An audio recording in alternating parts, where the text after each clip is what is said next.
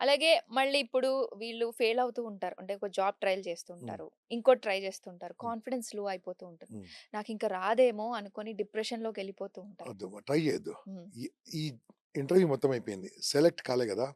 ఫైనల్‌గా అడగాలే, "sir can you tell me what are my mistakes so that I can improve myself. Right. Hmm. Sir whether you give me job or not hmm. Can you just tell me" అని ఈ question ఎంతమంది అడుగుతారండి? అడగలేరు. అడగలేదు గదా! ఇతనే తెలుసుకోవాలి కూర్చొని. దీన్ని ఎవాల్యుయేషన్ అంటారు. అటెండ్ అయ్యాడు గదా! ఇంటర్వ్యూ బయటకి రావాలి. నేను తప్పు చేశాను. ఏం తప్పు చేశాను? ఇదెందుకు క్రాక్ చేయలేదు. నేనెలా మాట్లాడాను? నేను హ్మ్. తప్పు చేశాను. కరెక్ట్ చేసుకో. ఎంతోమంది సివిల్ సర్వీసెస్‌లో, యూపీఎస్సీలో ఇంటర్వ్యూ ఫెయిల్ అయిన వాళ్ళందరూ గూడా వాళ్ళంతట వాళ్ళు ఆలోచించుకొని మళ్ళీ అటెండ్ అయ్యారు. మళ్ళీ పాస్ అయ్యారు. 4 సార్లు 5 అటెంప్ట్‌లో కూడా పాస్ అయిన చాలా మందున్నారు. Self evaluation. యాహ్! ఆ ఎవాల్యుయేషన్ లేకుండా వేస్ట్. హ్మ్. ఎవాల్యుయేషన్ చేసుకోవాలి కంపల్సరీ. ఆ ఎవాల్యుయేషన్ చేసుకున్నప్పుడు మనం తప్పులు తెలుసుకుంటాం గదా! రైట్. ఆళ్ళంతా క్యాస్ట్ ఒకటే కాబట్టి వాళ్ళు సెలెక్ట్ చేసుకున్నారు. వాళ్ళ మతం ఒకటి వాళ్ళు సెలెక్ట్ చేసుకున్నారు. ఆళ్ళ నేనెంత బా ప్రాంతం ఒకటి చెప్పినా సెలెక్ట్ చేసుకుంటలే ఇంతే ఇది అన్నట్టు గూడా ఉంటారు. మనం తప్పులు తెలుసుకోవాలి. హ్మ్. వాళ్ళు ఒక జాబ్ ఇంటర్వ్యూ తీసుకోవడం ఎంతో ఖర్చు పెడతారు. ఖర్చు పెట్టి పిలిచారంటే నేను సెలెక్ట్ చేసుకోవడానికి కదా! నీ లోపల లేదు కదా అది. ఆ తప్పు తెలుసుకుంటే బావుంటది. 1, 2, 3, 10 ఇంటర్వ్యూలైనా నిరాశ పడొద్దు. అటెండ్ అయితా ఉండాలి. హ్మ్. కానీ పర్సనల్ ఒపీనియన్ గంపా నాగేశ్వరరావు ప్రకారము జాబ్ చేయొద్దు. ఓకే. ఆహా! ఓకే. అది వేరేది అది మళ్ళీ. వేరేది. మీ పరంగా హ్మ్. సక్సెస్ అండ్ ఫెయిల్యూర్ ఆ! రెండిటిని ఎలా జూస్తారు మీరు? Failures are stepping stones for success. Hmm. Okay. Okay. Failures లేనిదే మనిషికి సక్సెసే ఉండదు. హ్మ్. ఓకే. ఇప్పుడు ఇది ఉంది వీడియోలో కనిపిస్తుందమ్మా. Tell me what is this? ఇది ఎక్కడైనా చూసారా మీరెక్కడన్నా? Did you heart saw? Beat. కదా! యెస్. బ్యూటిఫుల్. దీని మెషిన్ ఏమంటారు? మెషిన్ ప్రింటౌట్ వస్తది మెషిన్‌లోకెళ్ళి. హ్మ్. ECG, ECG. యెస్. ఈసీజీ కదా! హ్మ్. ఇంకొకటి ప్రింటౌట్ చూపిస్తాను. డెడ్. అయ్యో! డెడ్డా? కదా! కదా! డెడ్డే. ఓకే. ఆ! ఇది కావాలా? ఇది కావాలా? డెఫినైట్‌లీ అప్ పైనుంచి అండ్ కిందకి. డౌన్స్ కామన్ లైఫ్‌లో. White. Failures common. Right. Failure లేకుండా రాదు. గాలి పీల్చుకున్నా. పీల్చుకుంటూనే ఉంటానా? వదలాలే. మెల్లగా గాలి పీల్చుర్రి వదలండి. మెల్లగానే కాదు. గాలి పీల్చినప్పుడు వదలాలే. ఆ! బయటికి వెళ్ళాలే, లోపలికి రావాలే. హ్మ్. వెళ్ళాలే, రావాలే. అప్ అండ్ డౌన్స్ ఉండాలి. అప్పుడే లైఫ్. లేకుంటే లైఫ్ కాదు. హ్మ్. మీరెప్పుడైనా ఫెయిల్యూర్స్ ఎందుకాలు చూసారా గురుగారు? బోలెడన్ని పడ్డా కొద్ది ఫుట్‌బాల్. అంతే ఫుట్‌బాలే. ఫుట్‌బాల్ అంటే తెలుసు కదా మీకు? హ్మ్. కింద పడ్డది. టక్కున లేసింది పైకి అంతే. చాలా ఫెయిల్యూర్స్ చూశాను నా లైఫ్‌లో. ఓకే. వాడన్నిటిని దిగమింగుకొని నో, ఇప్పుడు నో చాలా మంది enjoyed. I okay. Accepted my failures. I accepted my failures wow! And admitted my mistakes gracefully. నా హ్మ్. తప్పులు కూడా తెలుసుకున్నాను కింద పడ్డప్పుడు. Yes! I did a mistake. This guarantee it's a punishment for me. Let me learn. Come on. Wow! What a spirit. అట్లా లేకుంటే waste కదా! కూడా నా స్టోరీ ఇక్కడ మామూలుగా గూగుల్ కొట్టి చూడండి. చాలా పూర్ ఫ్యామిలీలో పుట్టినవాడిని నేను. Okay. So, anything is happened. Anything hmm. Will happened. పడ్డప్పుడు లేవాలే. అలాగే ఇప్పుడు వన్స్ ఒక జాబ్ వచ్చింది. హ్మ్. ఆ జాబ్ వచ్చిన తర్వాత చాలా మంది వర్క్ ఎథిక్స్ కూడా తెలియదు ఆ! చాలా మందికి. హ్మ్. మరి అది రాకుండా కూడా చాలా మంది ఫెయిల్ అయిపోతూ ఉంటారు. అక్కడ గూడా. మళ్ళీ జాబ్ నుంచి వెళ్ళిపోవడమో ఇలాంటివి జరుగుతూ ఉంటాయి. హ్మ్. మరి వర్క్ ఎథిక్స్ జాబ్ ఎక్కిన తర్వాత ఎలా హ్మ్. ఉండాలి? అమ్మా! నీ జాబ్ ఇస్తున్నా, నీకు సాలరీ ఇస్తుండంటే, హ్మ్. నీ నుంచి కంపెనీ వాడు ఏదో రాబడుతున్నాడు. కంపెనీ వానికి లాభం కావాలి. కాబట్టి నిన్నెందుకు పోషిస్తాడు? ఇది అనాథాశ్రమం కాదు కదా పోషించడానికి. కాబట్టి వాళ్ళకు లాభం వచ్చే విధంగా నువ్వు పని చేయగలగాలి. నీకిచ్చిన వర్క్ కంటే ఎక్కువ చేసినప్పుడు నిన్ను అభిమానిస్తారు. నీకు ప్రమోషన్స్ ఇస్తారు. నేనెందుకు ఎక్కువ పని చేయాలి అనుకున్నవాడు అక్కడే ఉంటాడు. ఇచ్చిన పని కంటే ఎక్కువ పని చేసిన వానికి పని ఎక్కువిస్తారు కానీ, ఒకరోజు అతనికి అవును. అద్భుతంగా మంచి ప్రమోషన్ వస్తది. మంచి విషయం వస్తది.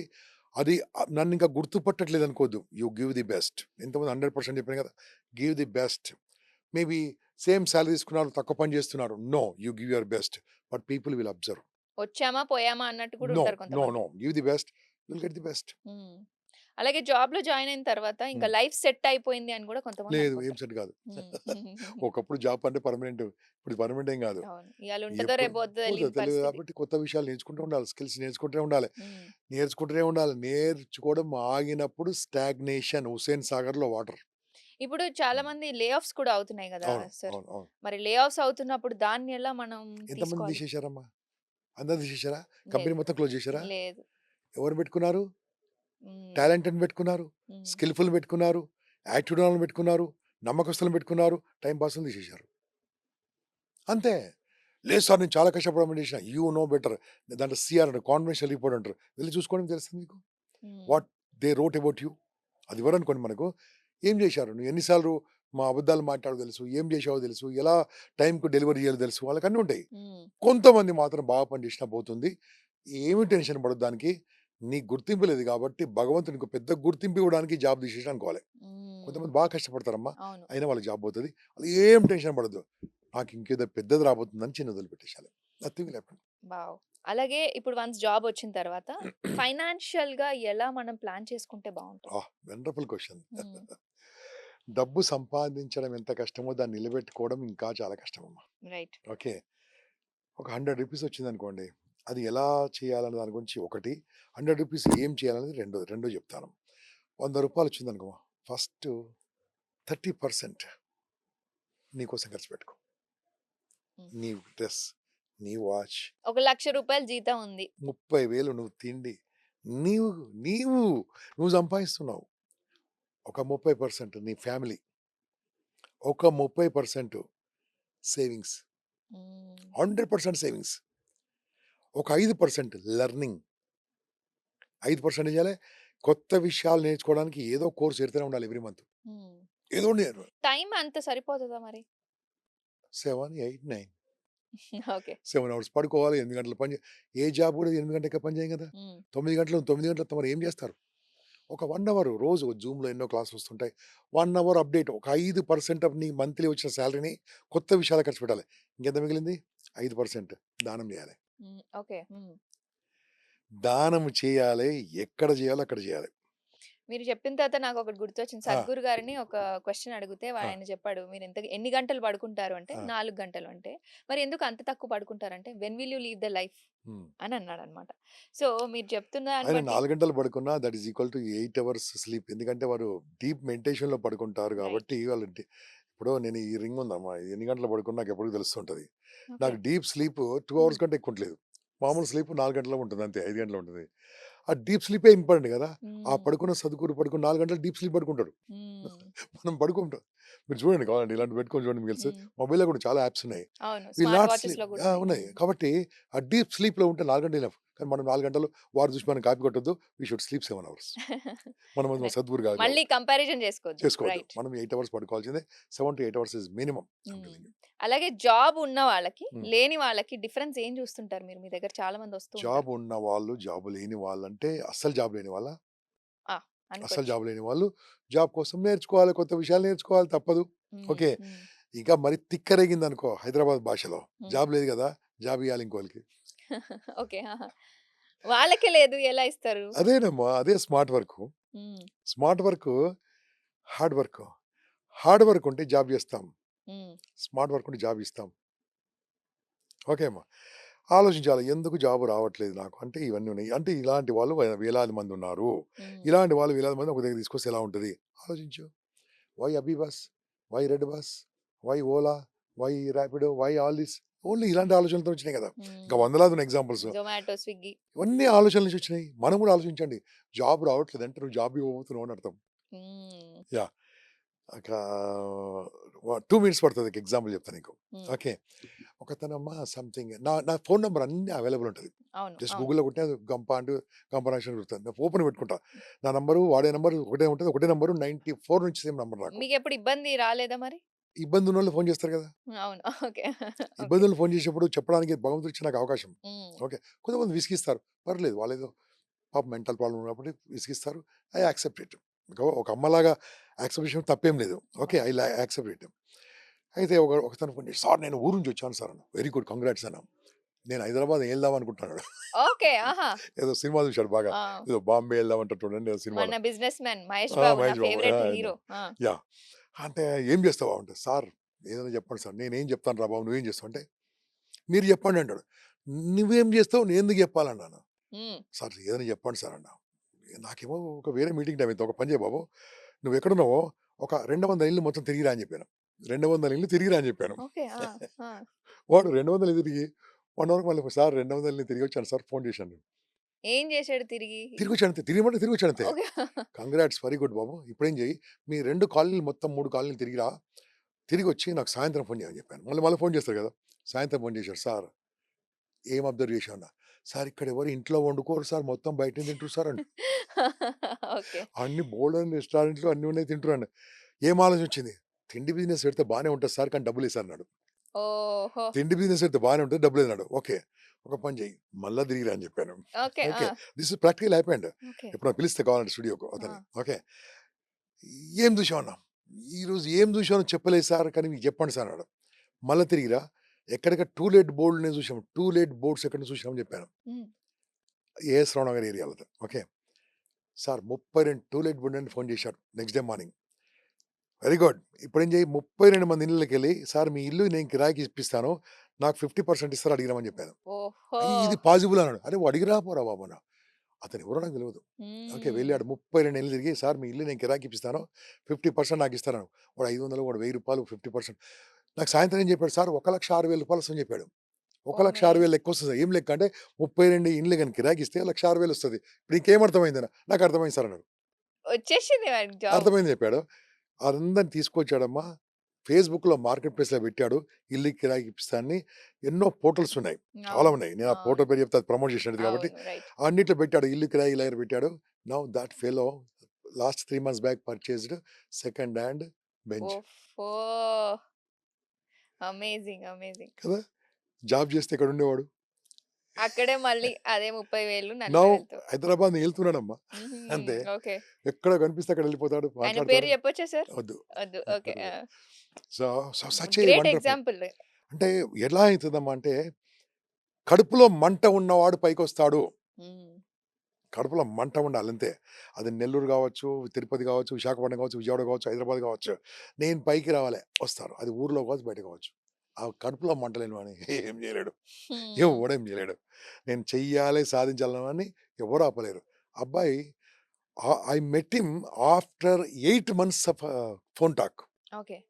8 మంత్స్ వరకు తిరిగితే కూడా నిద్రపోతాం. ఓకే. ఆయన ఏం చెప్పాడు? How did he respond? అంతే ఎక్కడ కిరాయి ఉంటే అక్కడ ఇప్పిస్తాడు. ఇప్పుడు ఆఫీసులు ఇప్పిస్తున్నాడు గచ్చిబౌలిలో.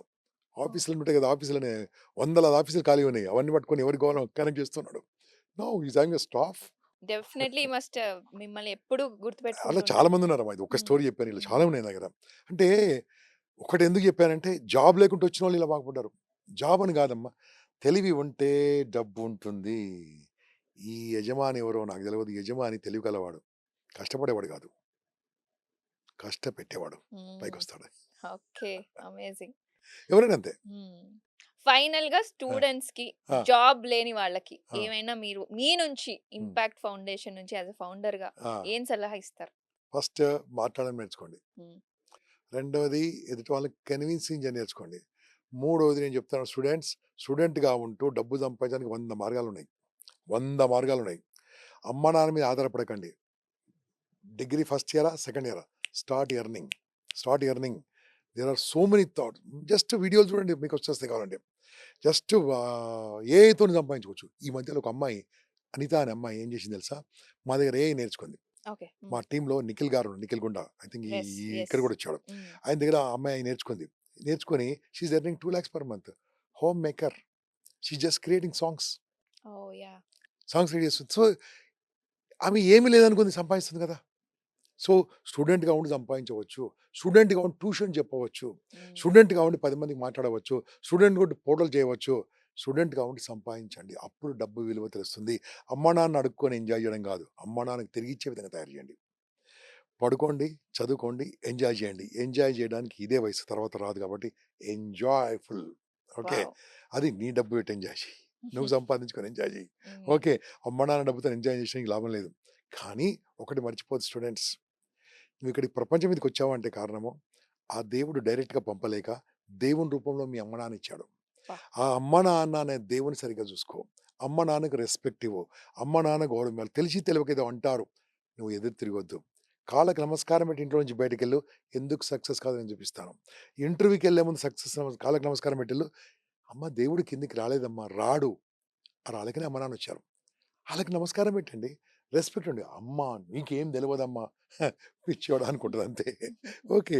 అలా అనకుంటే గౌరవం ఇచ్చే వాళ్ళు బాగుపడతారు. Number 1 God. Number 2 God is parents. Number 3 God is teachers. హ్మ్. గురుస్. వాళ్ళని నమ్ము. వాళ్ళకి రెస్పెక్ట్ ఇవ్వు. నిక్ నేమ్స్ పెట్టొద్దు వాళ్ళకు. లావు టీచర్, బక్క టీచర్, సన్న టీచర్, నల్ల టీచర్, పొట్టి టీచర్. పురుగుల పడతావు జాగ్రత్త. అలా హ్మ్. అనొద్దు. టీచర్‌లు ఎందుకంటే గొంతు జించుకొని అరిచి వాళ్ళని జ్ఞానం పంచుతా ఉంటారు. ఇంకో లాస్ట్ గాడ్ చెప్పాలా? హ్మ్. ఇది ఎవరు చెప్పరు. హ్మ్. Your friends also God. Friends నుంచి మనం నేర్చుకోవచ్చు. ఎందుకంటే నీ కష్టాలుంటే దగ్గర నిలబడేది వాడే. ఓకే. నీ కష్టము, ఇబ్బంది ఉంటే పట్టించుకునేది వాడే. నిన్ను విమర్శించేది వాడే. నీ బర్త్‌డే నాడు బంప్స్ కొట్టేది వాడే. హ్మ్. పట్టించుకునేది వాడే. చేసేది వాడే. కాబట్టి ఫ్రెండ్స్ కూడా గాడ్స్. రైట్. అటువంటి ఫ్రెండ్స్‌ని పెంచుకోండి. అటువంటి ఫ్రెండ్స్‌ను సంపాదించుకోండి. మంచి ఫ్రెండ్స్ ఉంటే వదిలిపెట్టకండి. మంచి ఫ్రెండ్స్‌ని దూరం కొట్టినా బతిమిలాడి వాళ్ళని ఫ్రెండ్‌షిప్ చేసుకోండి. చెడ్డ ఫ్రెండ్స్ ఇస్తే రూ. 5 ఇచ్చి వదిలిపెట్టుకోండి. హ్మ్. లేదా చెడ్డ ఫ్రెండ్స్‌ని వదిలిపెట్టడం ఇష్టం లేకుండా చెడ్డ ఫ్రెండ్స్‌ని మంచి ఫ్రెండ్స్‌గా మార్చుకోండి. వావ్! మంచి అలవాట్లు పెంచుకోండి.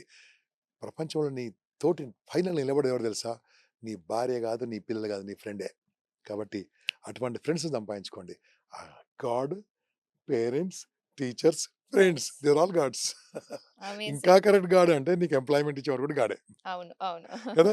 సో, ఈ భగవంతుడిని సరిగ్గా చూసుకోండి. అన్నీ బావుంటదని స్టూడెంట్స్‌కు నేను చెప్పదలుచుకున్నా. రైట్. ఒకప్పుడు స్టూడెంట్ కావండి. స్టూడెంట్స్ చెప్తూ ఐ థింక్ ఐ మట్ have trained more than 1,00,00,000 students నా లైఫ్‌లో. అమేజింగ్. కాబట్టి చెప్తున్నాను. అలా బాగుపడ్డ వాళ్ళున్నారు. బాగుపడని వాళ్ళున్నారు. వినిపోయిన వాళ్ళున్నారు. మంచిగైన వాళ్ళున్నారు. ఆ మంచిగైన వాళ్ళ గురించి చెప్తున్నాను. హ్మ్. నాలో గూడా ఒక రకమైన కాన్ఫిడెన్స్ వచ్చేసింది నాగేశ్వరరావు గారు. Thank you so much for okay your time. Likhitha. All the చాలా బెస్ట్. మంది ఈ వీడియో చూసి చాలా ఇన్‌స్పైర్ అవుతారు. ఎస్పెషల్లీ ఫెయిల్యూర్స్‌లో యాహ్! ఎదుర్కొంటున్న వారు గాని, life is a lot about something more ఉంది. ఫెయిల్యూర్స్ రావాలని కోరుకోవాలి. Exactly. Failures is a stepping stone for success అని. Yeah! Thank you so much for your time. Good luck. All the right. Best. ఇది మరి impact founder మనతో పాటు మాట్లాడిన విషయాలు ఎంతో అద్భుతంగా ఉన్నాయి గదా! ఇలాంటి చెప్పేవాళ్ళు గూడా చాలా అరుదుగా ఉంటారు. మరి మీకు నచ్చిందని ఆశిస్తూ stay tune to Sakshi TV education. నేను లిఖిత సైనింగ్ ఆఫ్.